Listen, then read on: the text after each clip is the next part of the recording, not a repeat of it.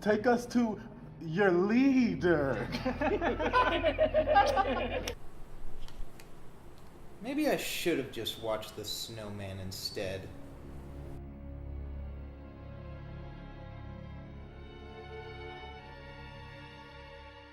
Day of the Dead 2 is one of those movies that people don't believe actually exists when they first hear about it. The movie does have a reputation for being a god-awful, unofficial sequel, but that's only half true. Even though George Romero did release an official sequel to Day of the Dead in the very same year, this movie is technically official too in its own way. The reason this film was made is because the Taurus Entertainment Group retained the rights to the original Day of the Dead all the way up to 2005, when they released this film as a way to cash into the popularity of the recent Dawn of the Dead remake. So they technically had the rights to call a movie Day of the Dead 2, even though no one from Romero's team was involved in this film. The movie has nothing to do with Day of the Dead, and this title makes no sense. Day of the Dead was the third movie in a series of films. That would be like if Hellraiser 4 was called Hell on Earth 2, Contagium. And on the subject, whose brilliant idea was it to give this movie the Contagium subtitle? It's the biggest word on the DVD cover, but this could be the subtitle for any zombie movie ever made. Is this seriously the best their creative minds could come up with? What you working on there? Oh, I'm just working on the title for the Day of the Dead 2 DVD. Let me take a look. Just Day of the Dead 2, huh? Well, yeah, that is the title. Yeah, well, people are gonna get bored by that. Give the title some flair. What kind of flair? I don't fucking care. Alright. How's this? Yeah, that's good enough. Alright, everybody, we're done with that zombie movie. We're working on Hellraiser 4 next. Part prequel, part sequel, a total gut-ripping, gore-spewing homage to the original. This movie takes place in 2005, and it shows the beginning of a zombie outbreak. So those are lies. We open up on a shot of the real villains of the film, and then cut to a military hospital in 1968. Cute. That's exactly when Night of the Living Dead came out, so I guess the filmmakers knew this title made no sense. There seems to be some kind of infectious outbreak going on, but this lady just seems really bored. Probably because she just watched Day of the Dead 2. So, looks like they're going the route of explaining where the zombie virus came from, even though the original Romero movies that this is supposedly a sequel to made it a very strong point to never explain where they came from. You want to put some kind of explanation down here before you leave? He's one as good as any you're likely to find. We've been punished by the Creator. But who needs mystery in your horror movies? He's one as good as any you're likely to find. The Russians did it. Some guy steals a vial of the zombie virus from a desk, and then these two people put their hats on at the same time, which is just adorable. The US military is killing everyone in the hospital, but they just kind of let this one guy leave, because if they didn't do that, this movie wouldn't happen, and I guess God hates me. Well, this movie is certainly nothing impressive so far, but it could still be better than Day of the Dead 2008. What kind of stupid shit could they possibly do to make it worse than that? It's worse. Yep, zombies can fucking talk now. Yes, I know Bub was able to kind of speak in the original, but he was only able to repeat words that Logan instructed him to, and it barely even resembled human speech. This zombie is a fully articulate, mustache-twirling villain. Seriously, what the foghorn? That joke didn't make any sense. Why did I write that? Also, most of the zombies can't talk, so I guess this one just used to be a really good scientist. Two soldiers chase down the escapee, and he drops the vial in the woods. Good job, idiots. You just made this movie happen. Well, the other soldiers don't seem to be doing very well. That's probably because their guns aren't actually firing any bullets.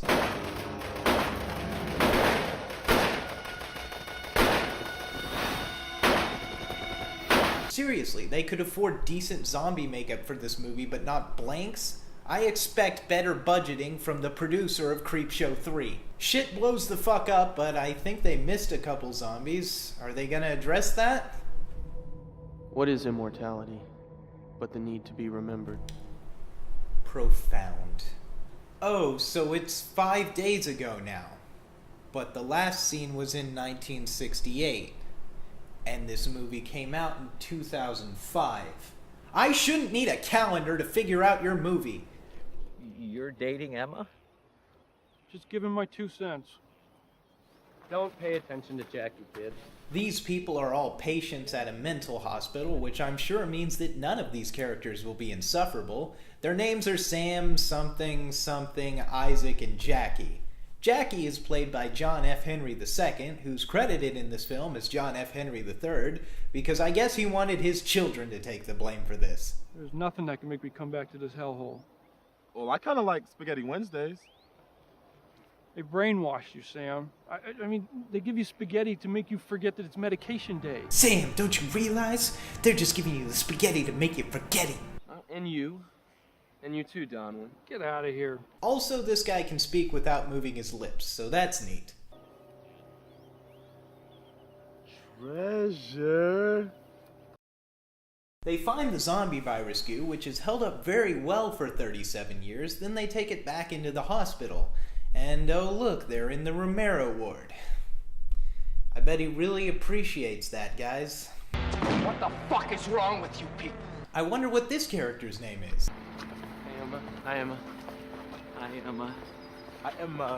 Hi, Emma. Go, move it, girls. This guy's such an asshole that he rolls up the sleeves on his scrubs. Break's over when I say it's over. You understand? Why do you work here? You clearly hate these people. Darling, please, spare us the cheesiness. Oh, look, even more endearing characters. Vicky, mind your own business. You make it sound like you're losing your virginity.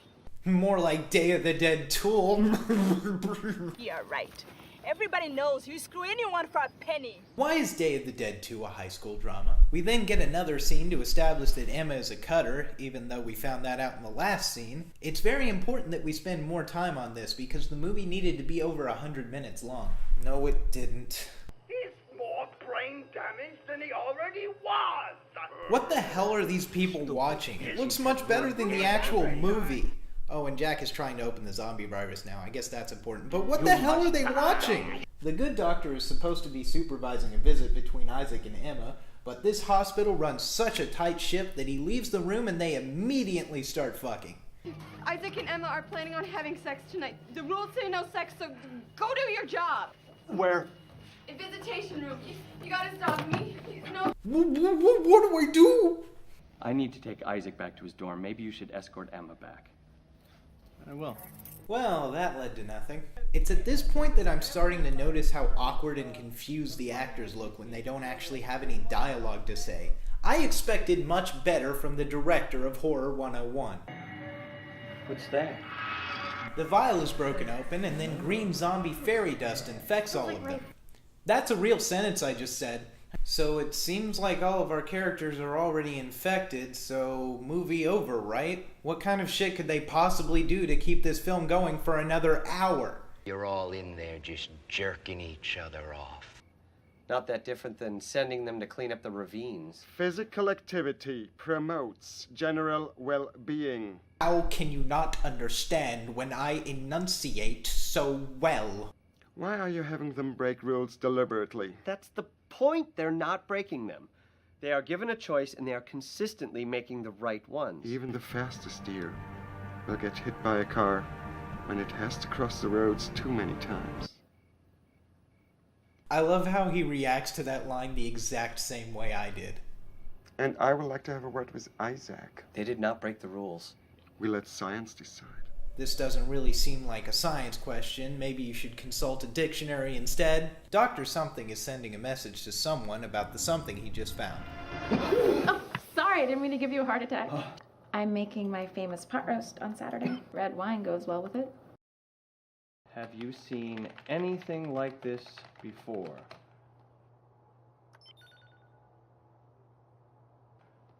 Did she just ask me on a date?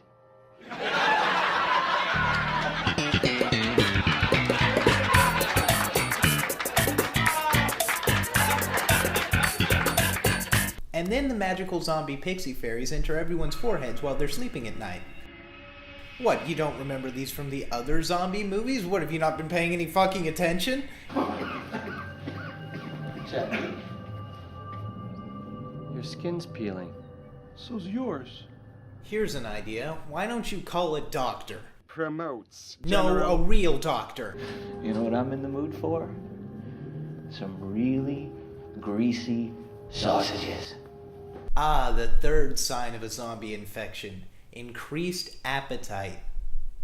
This movie is trying to piss me off. It's working.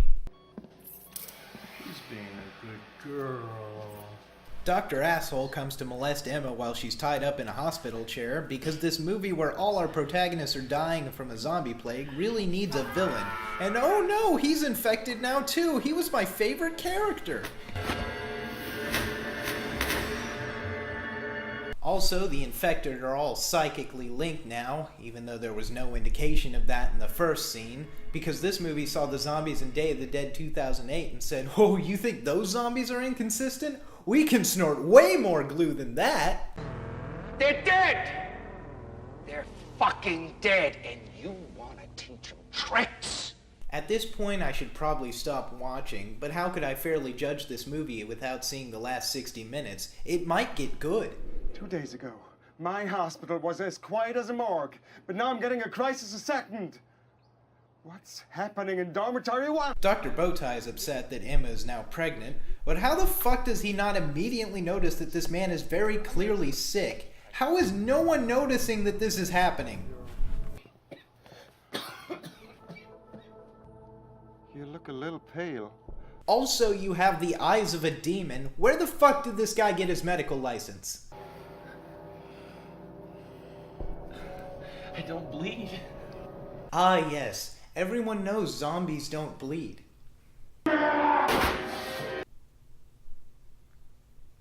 We're under quarantine.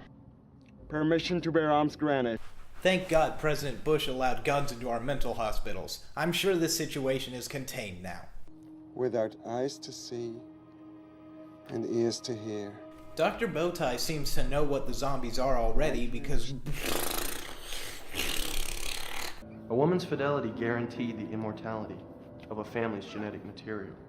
Oh look, now the movie has something to say. It makes no sense, but it's a thing. They should have put that on the cover. My turn. She was 50 feet tall. Attack of the 50-foot woman. How you know? Well, that's the first time I've ever seen a movie break the don't reference a better movie in the middle of your terrible one rule with Attack of the 50-foot woman. Tonight, we sleep. Tonight, we sleep. Sleep.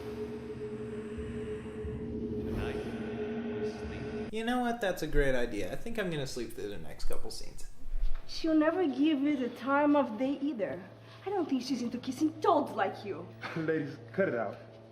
What? No solitary? That's a good question, actually. Why isn't she in solitary? Another medication day goes by without a hitch. Ladies! Womp, womp, womp. But, no, you don't understand. She needs me. She's my friend. I have orders to shoot. Please go back to your room. Are you telling me that guns in a mental hospital was a bad idea? Shocking! Dr. Asshole's condition seems to be improving. He's covered in delicious sausages now. To cure or not to cure you, Marshal? It'd be wasted on you. You're too far gone. I'm afraid it's early retirement for you, Marshal. Why did he walk in just to say that to him? See, yeah, that's what happens. And why is this happening? You are my best friend!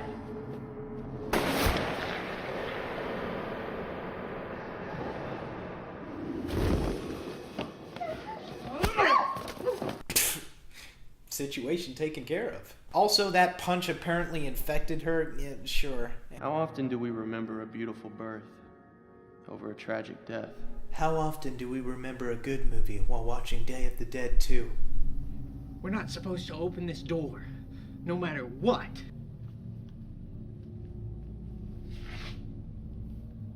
There's no one in there.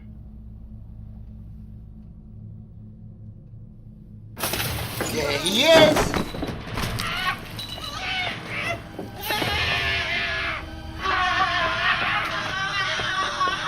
Okay, that was actually kind of funny.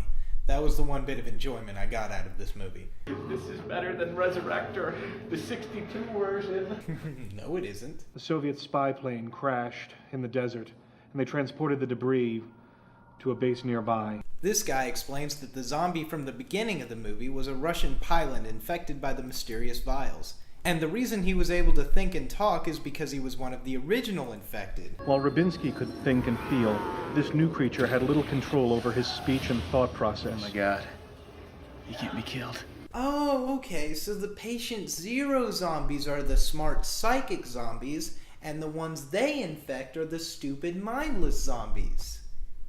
Except Dr. Asshole wasn't one of the original infected, and he's still able to talk in this movie. So maybe this is just a really bad movie. The solution was far simpler than they had anticipated.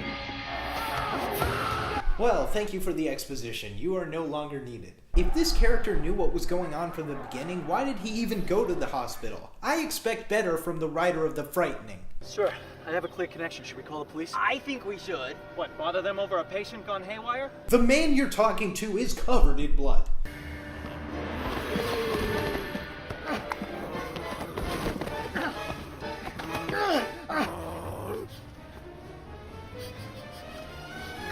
You smell like shit! What is immortality but the need to be remembered? Even the fastest deer. We throw around terms like family and love when it comes to procreation, when in fact all we're doing is perpetuating the species and generating instant immortality through our genes. Take us to... We're so selfish as to expect the next generation to love us and fear us so that they feel in turn compelled to continue the line, the patriarchal ideal of uninterrupted progeny. It's almost certain that by controlling the female, paterfamilias could ensure the survival of his lineage, sometimes through cajoling and gentleness, but mostly through violence. A woman's fidelity guaranteed the immortality of a family's genetic material. Modern research has determined that there is a direct line of DNA that runs through humanity, linking all who come from it. The mitochondrial DNA, the mother's genetic code. Ironically, no such lineage exists for males.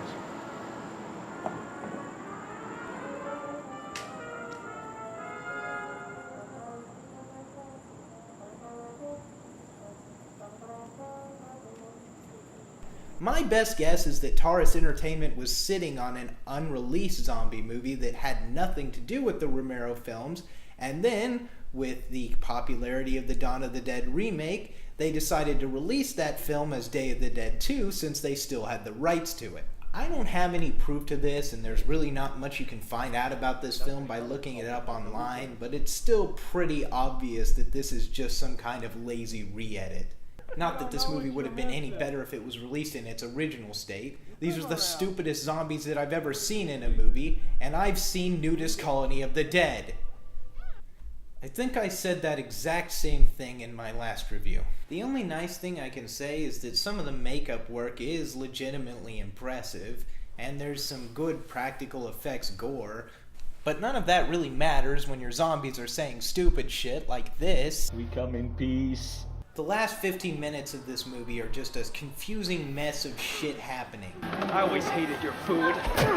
And Emma is apparently 9 months pregnant now, even though she wasn't pregnant at the beginning of the movie, so I guess the magical fairy pixie zombie dust was also super sperm. And that's also a real sentence that I just said. Isaac eventually kills all of the patient zero zombies by shooting himself in the back of the mouth. And then we cut to the stupidest reporter ever who decides it's a really good idea to make a special report in the middle of a zombie horde. In other words, this movie wasn't very good. But at least I got it out of the way. There's only one more Day of the Dead related movie that I have to review, and there is no way that it could be worse than that. No, seriously, it actually can't.